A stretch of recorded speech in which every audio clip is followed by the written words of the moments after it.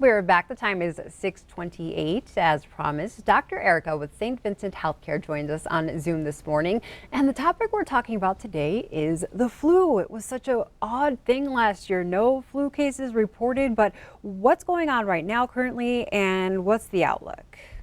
Right. This year's going to be different from last year. We are already seeing flu cases around the country. So far, it's been slow, but it is steadily increasing, and the rate looks similar to past years when we have had some big flu spikes.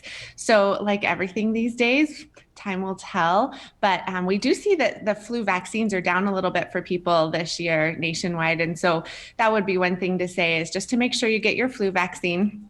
As I think we've all learned as well, vaccines are not 100%, but they do help decrease the severity of the disease if you were to get it.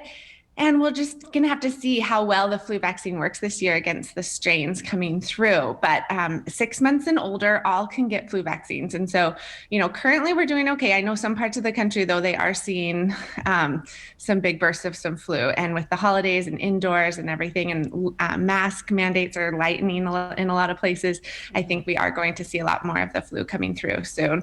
There is a map. I'm not sure if it's up yet, but you can kind of see the parts of the country for the weekly influenza surveillance, and Montana is still in the low to minimal range, but that will change, as we have seen it kind of sweep across the country with other spikes over the last couple of years.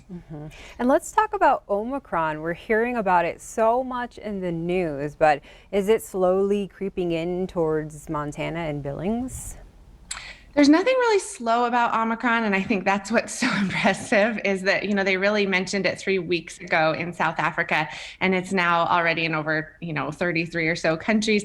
It is in the United States. There's a map, I think, as well that I included. We are not seeing it. We have not yet seen it in Montana, but we've seen it in a lot of other states, and it's just going to be, my guess is a matter of days or, really soon that we're going to start seeing some cases in Montana because it does spread so quickly. It is a lot more contagious. It's, there's a lot of fear and panic about it right now. And, like so many of this, we're still in this information needed stage. But what we know about it right now is that it does spread remarkably faster and easier than the other variants like Delta did.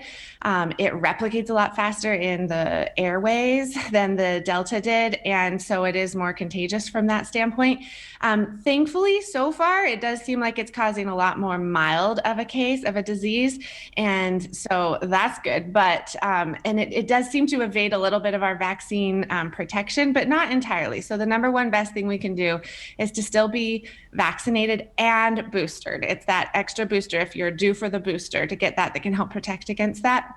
I think what I want to re-emphasize again, and I've said this before as we've gone through this, is, some of we don't know, recommendations are going to change.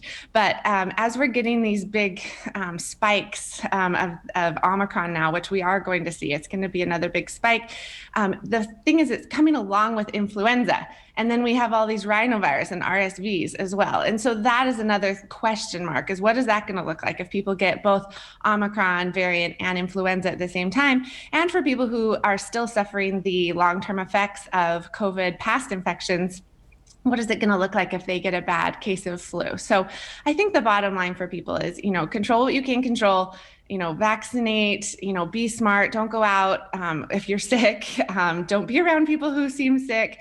If you're in really, close quarters, wear masks. But enjoy your holidays, enjoy your life. I mean, I think that's what I am so thankful for being vaccinated, is that even though I still wear a mask when I go indoors and I'm vaccinated, I feel more free to be able to do that and engage in the community and engage with people that are important to me. So, be smart.